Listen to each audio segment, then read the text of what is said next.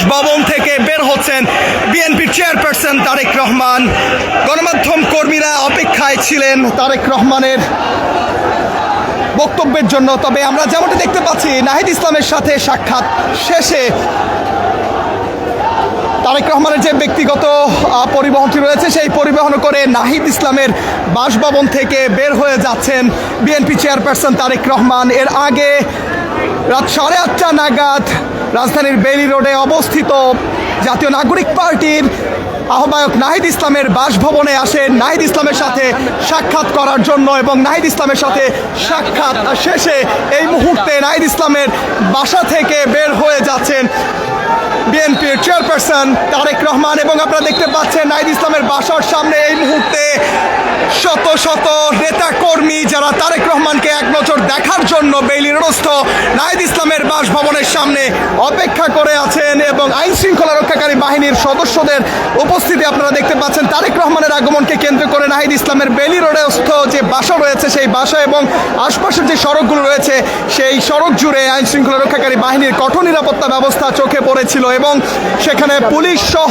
Rapid action battalion, সাদা পোশাকে অন্যান্য আইন শৃঙ্খলা রক্ষাকারী বাহিনীর সদস্যদের উপস্থিতি আমরা সেখানে দেখতে পাই। এবং 30 মিনিটেরও বেশি সময় বিএনপি চেয়ারপারসন তারেক রহমান তিনি নাহিদ ইসলামের বাসভবনে অবস্থান করেন, এবং সেখানে নাহিদ ইসলামের সাথে সাক্ষাৎ শেষে কিছুক্ষণ আগেই তিনি নাহিদ ইসলামের বাসভবন থেকে বের হয়ে গেছেন। সেটি আপনারা দেখতে পেয়েছেন কালের কণ্ঠের পর্দা। আমরা একটু নিচে যাব, সেখান থেকে আপনাদেরকে দেখানোর চেষ্টা করব তারেক রহমানের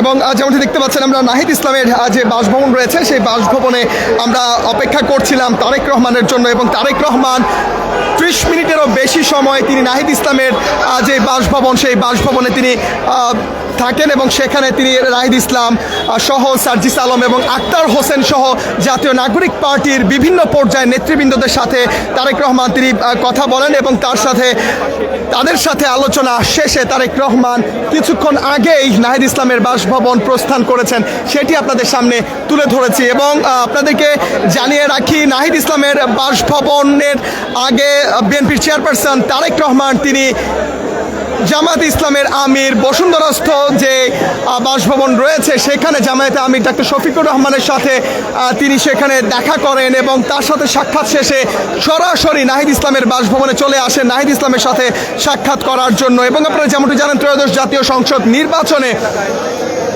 বিপুল আসনে বিএনপি জয়লাভ করেন, এবং 11 দলীয় জোটের মধ্য থেকে নাহিদ ইসলাম ঢাকা 11 আসন থেকে শাপলাকলিতে তিনি বিজয়ী হন, এবং তার সাথে দেখা করতে আসেন বিএনপির চেয়ারপারসন তারেক রহমান। এবং এর আগে জামায়াতের আমির ডক্টর শফিকুর রহমানের সাথে তিনি দেখা করেন বসুন্ধরাস্থ যে বাসভবন রয়েছে ডক্টর শফিকুর রহমানের, সেখানে তিনি দেখা করেন, এবং শফিকুর রহমানের সাথে দেখা করার পর তারেক রহমান সরাসরি তিনি চলে আসেন নাহিদ ইসলামের বাসভবনে, এবং যেখানে নাহিদ ইসলাম, সার্জিস আলম, আক্তার হোসেন সহ জাতীয় নাগরিক পার্টির নেতৃবৃন্দরা অপেক্ষা করছিলেন তারেক রহমানের সাথে সাক্ষাৎ করার জন্য। এবং সব শেষ তারেক রহমান এখানে আসেন, এবং তারেক রহমানের এই আগমনকে কেন্দ্র করে নাহিদ ইসলামের বাসভবন সহ সামনের সড়ক এবং প্রবেশদ্বার যেগুলো রয়েছে, সেখানে আইন শৃঙ্খলা রক্ষাকারী বাহিনীর যে নিরাপত্তা বেষ্টনী সেটি জোরদার করা হয়, এবং সেখানে পুলিশ, র্যাব এবং অন্যান্য আইন শৃঙ্খলা রক্ষাকারী বাহিনীর সদস্যরা তারা নিরাপত্তা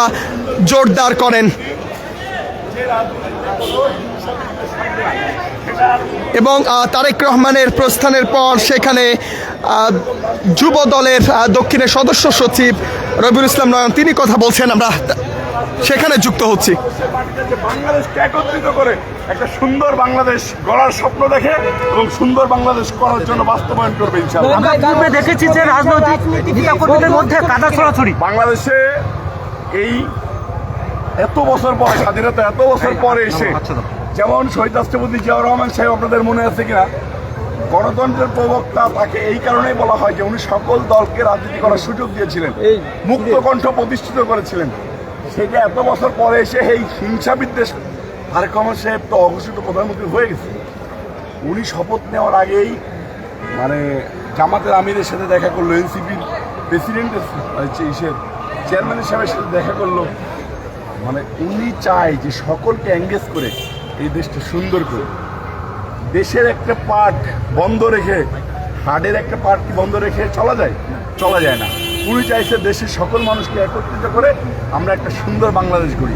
এটা আমি ব্যক্তিগতভাবে রাজনীতির ঊর্ধ্বে গিয়ে আমি ব্যক্তিগতভাবে খুবই খুশি যে আমি এরকম একজন নেতার কর্মী।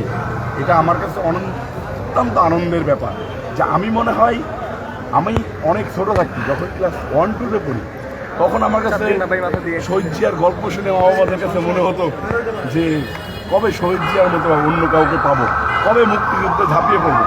ঠিক শহীদ রাষ্ট্রপতি জিয়াউর রহমান সাহেবের সন্তান তারেক রহমান সাহেবের ভিতরে ওই জিনিসটা দেখে এই স্বাধীনতা সার্বভৌমত্ব রক্ষার আন্দোলন, গণতান্ত্রিক আন্দোলনে ওনার নেতৃত্বে আন্দোলন করেছি। আজকে এটার প্রতিফলন পাওয়ার পরে আমার হৃদয়টা ভরে গিয়েছে যে আসলেই উনি শহীদ রাষ্ট্রপতি জিয়াউর রহমান সাহেবের সুযোগ্য সন্তান। নয়ন ভাই, ছোট্ট একটি প্রশ্ন আছে আমার, আমরা নির্বাচন পরবর্তী যেমনটি শুনছিলেন, ঢাকা দক্ষিণ যুব দলের সদস্য সচিব রবিউল ইসলাম নয়ন তিনি কথা বলছিলেন এবং তিনি কালের কণ্ঠ থেকে এসেছে, ওপরে প্রেস ব্রিফিং হবে, সেখানে যাব।